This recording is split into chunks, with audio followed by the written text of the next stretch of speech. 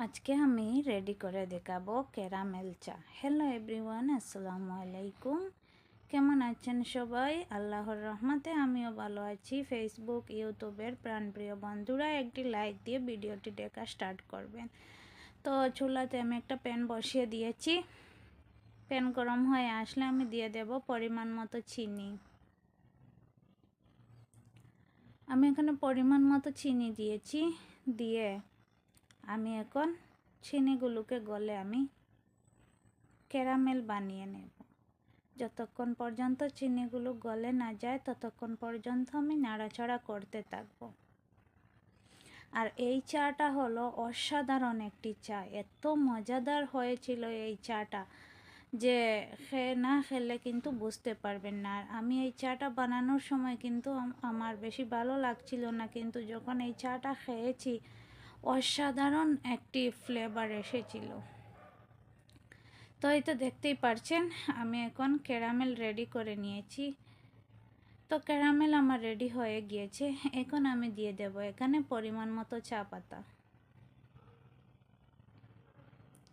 পরিমাণ মতো চা পাতা দিয়ে আমি আরও নাড়াচাড়া করব প্রায় 2 থেকে 3 মিনিটের মতো।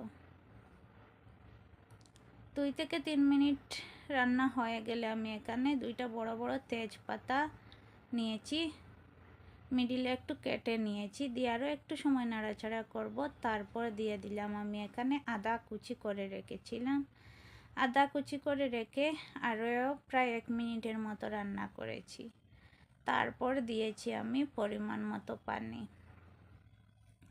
পরিমাণ মতো পানি দিয়ে নাড়াচাড়া করব আর প্রায় 10 মিনিটের মতো রান্না করে নেব।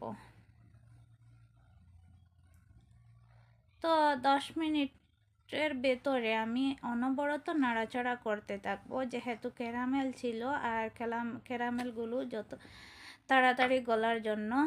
তো তারপর আমি দিয়ে দিলাম এখানে পরিমাণ মতো দুধ